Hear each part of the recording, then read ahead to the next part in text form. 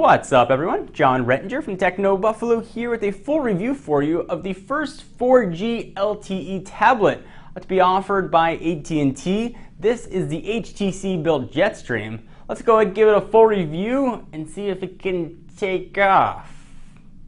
No?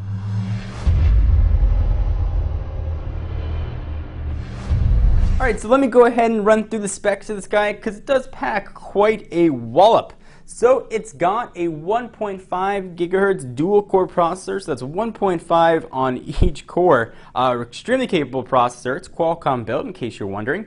Android 3.1 Honeycomb with HTC Sense sitting on top. We're going to talk a lot about that later.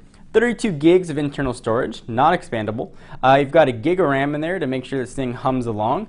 10.1 inch, and it's always measured diagonal screen, the resolution of 1280 by 800. As I mentioned, full 4G LTE support with HSPA plus fallback, so you are getting two 4G technologies. You've got sealed in its metal back here a 7,300 milliamp hour battery, which is extremely capable of easily getting you through 1, 2, 3 days of heavy usage, depending on how much you do. If you use this tablet quite a bit, you'll easily be able to get through a full day. Some of you can get to a charger at night. You won't have any difficulty.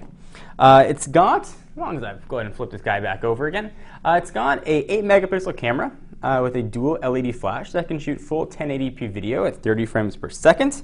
And on the front, it's also rocking a 1.3 megapixel camera. So a lot of cameras, and of course you can see that accelerometer rotating as I try and demonstrate the tablet. It weighs 1.56 pounds, so it's certainly not the lightest tablet available on the market. It's got support for HTC's Scribe pen, which I'll talk about a bit more as we get through the full review. One thing to definitely know about this tablet, however, is the price. This is going to set you back $699 with a 2-year contract. If you want to buy it without a contract, it's going to run you $849.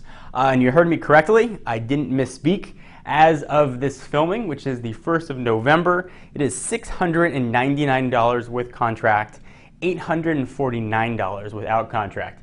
Presumably that price is going to plummet, but that's what this tablet costs right now.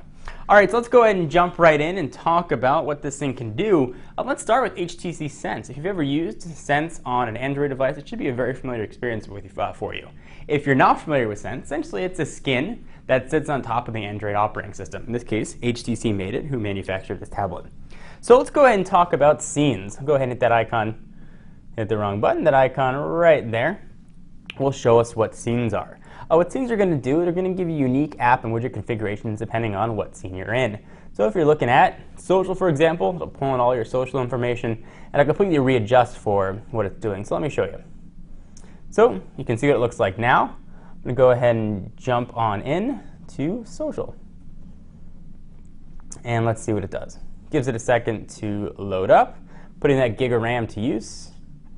And looks a little bit different. So you've got all your friend stream information right here. All those widgets for your friends are all set up.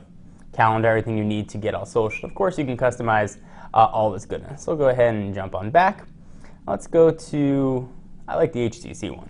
So we'll leave that there while we do the demonstration. This goes to show you some of the customization that you can do with HTC Sense. And you can do a lot of fun stuff that goes on top of the Honeycomb operating system. And HTC has done a lot of customization as well. One of the things I noticed right away was the improved taskbar here at the bottom. The icons are different than stock Honeycomb. For instance, the home button looks like a house. It's much more clear. Back button looks like a back arrow. At least for me, it was much clearer to see and use. That was very welcome, and I was actually quite happy to have that. You've also got that new pen icon, which I'll show you what that is in a minute. And the multitasking is still the same, which is awesome. This is one of my favorite things actually about Honeycomb, and soon to be ice cream sandwich. I love how they handle multitasking. You pick what you want, you select, and you jump right into it. If I want to jump into internet, I can go ahead and see what it looks like. And speaking of internet, the internet browser here is awesome. About what you'd expect from a modern tablet with full flash support. That dual core processor and a gig of RAM and code that was written for dual core works really, really well here. So we are showing flash content. You can see stuff moving there on the right, and things just hum along very nicely. So if browsing can be what's important to you, you are going to have a great browsing experience here. Some more customizations with Sense. You can see search, bookmark, add, and tabs. This up here is a bit new. You also have a new redesigned keyboard that HTC has done. I don't particularly care for it. I'd say maybe I'm on the -1 scale if 1 was being great. You can get used to it. If you don't like it, you can always change keyboards. One of the beauty of Android. That's probably a bit more of a personal preference. So there also are some more differences here on the bottom. The notifications menu has been retweaked a little bit. So go ahead and hit home. If you hit settings, for example, you can see you get some stuff here that you don't have with stock Android. For example, you can toggle right into airplane mode. And the icons are a bit different. So the settings icon doesn't look like standard honeycomb. So I'll go ahead and go home right here. One of the other things that folks love about Android, me included, are widgets. There are a ton of widget choices that come stock with Android, and HTC adds a ton of those. So let me go ahead and show you what some of those are. I'm going to go ahead and delete this one. I'll remove that up to the top. Go ahead and hit the home button. And this is where you go ahead and add a widget. So you can see there's an AT&T one there that'll monitor your data if you're on a capped data plan, which you probably will be unless you got some crazy cool plan. So you've got some standard Android ones and some HTC ones in here as well. So I think I just threw a calculator icon up there. Let's go ahead and jump back and let me show you something interesting. So we've got bookmarks for HTC here and the standard bookmarks for Android. If I hold this down, all I can do is move it around. I can't resize it, unfortunately. If I click on the standard bookmark for Android, I can resize it any way I like. A bit odd that you can't resize the widgets on the HTC app, or the HTC widgets, but the Android ones you can. Just something that struck me as a bit unique. There are, however, a great selection of widgets to choose from. You can see it doing some of its cool 3D stuff there. If you scroll through fast, it'll do a little twirl for you. Let's go ahead and take a look at some of the other widgets here. So you've got Agenda. If you've used Sense on an Android phone, a lot of these are going to look very familiar to you. You can see just a ton of choices here.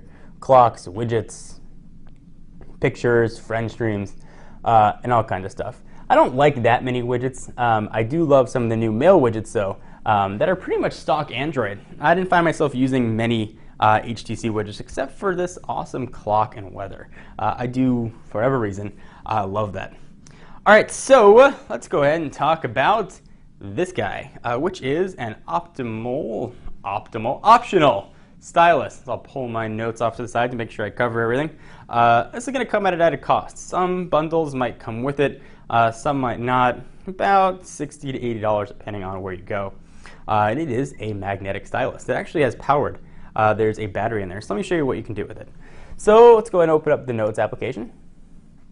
And you can see that I'm tapping around here. We'll go ahead and go to New.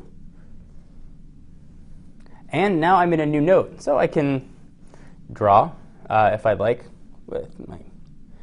There we go. I can pull up the keyboard. I can input what I want. You can draw with your finger as well. Let's go ahead and hit back. If I can hide this keyboard. Please figure out the keyboard. There we go. That'll get rid of it. And we've got this full tray here at the bottom. This sort of pops out of the corner. And this controls what the pen can do, and it is pressure sensitive. It can do a lot of stuff. So if you want to see, for example, highlighter, pencil, see different options there. If you hold it down, you can see what else comes up. Pen, if you push this down on the option there, you can choose different colors. You can choose the thickness of the ink or the pencil, depending on what you're using. Color, particularly handy for highlighting. So let's just use, let's go to pencil, and we'll make it black, since that's what pencil should be. And as you draw or write, you can see it writes pretty quick. But it's not as quick as your pen moves. So as you watch as I go across here, you notice it's not tracking exactly. There's a little bit of a lag. And if I move suddenly, which I'm going to right now, it takes a bit of a time to do, which is tough when you're handwriting. So if we want to write, for example, testing, there's definitely a lag when using it. You can highlight stuff if you hold down the button. It'll let you highlight text if you choose to do that. There are a lot of options for perhaps why artists would like this, and I think that they're really gearing towards students. You can sync these with Evernote, for example, if you wanted to draw some notes. But this is something that was much more gimmicky than actually useful. And that might be just tailored to my uses. If I'm taking notes on a tablet, I'm going to use a keyboard. This is just not conducive to me. If I want to take notes using a standard pen and paper, I'm going to use a standard pen and paper. But if you sketch and you draw, this is going to be handy. I can particularly see this being useful if you need to sign a contract, for example. You need something a little more accurate than, say, your big fat finger if you need to sign. This could be very helpful. So, sign whatever you want to sign, and you can do that right there. So if that's something that's important to you, this is an extra option, and it works. So this is a big tablet. This is not a little guy weighing in at 1.5 pounds. If you look at, for example, and there's a reason I'm bringing this guy back, this is the Galaxy Tab 10.1 with a relatively similar spec. There's a big difference in thickness, and there's a big difference in weight. This is by no means a little tablet. It's by no means a bad tablet either. The screen is very pretty, the resolution is great, images look solid, text is very easy to read. If you're zoomed in, you could very easily read an ebook on here without any sort of difficulty whatsoever. But that price, so you saw my notes creeping a little bit earlier. Let me go ahead and show you what I got here on my notes. Review a lot of tablets and phones, so I always want to make sure I'm getting everything right. But big fat frowny face here on that price. $700 for a tablet on contract is crazy. Even if you take out, you assume we live in a world where an iPad's not an option, Android's what you want, you can pick up a Galaxy Tab 10.1 that I just showed you with LTE on Verizon, which is currently in 100 markets, for $350. A Kindle Fire for just about $200. T-Mobile's got some great tablets. Sprint's got some great tablets. I just cannot see dropping that much money on a tablet here, no matter how good it is. Not to mention AT&T's LTE network. While very fast, if you live in an area where it exists, it's not that prevalent yet. So presumably by the end of next year, LTE will be in many, many more markets, and this tablet will have a lot more utility. However, now it's really hard to recommend, and I just can't get past that price.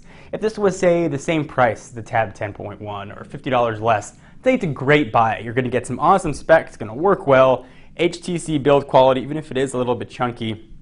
Sense works awesome on it, but it's just too expensive. So this tablet, you're definitely going to want to give a pass on, and definitely take a look at the Tab 10.1, which is arguably one of my favorite tablets out on the market, and you can pick different sizes in that Tab family. So I hope you guys enjoyed. Do you agree, disagree? This has been my full review of the HTC Jetstream, which is available now for AT&T Wireless.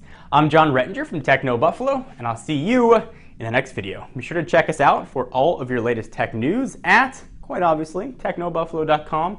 All them links are down below.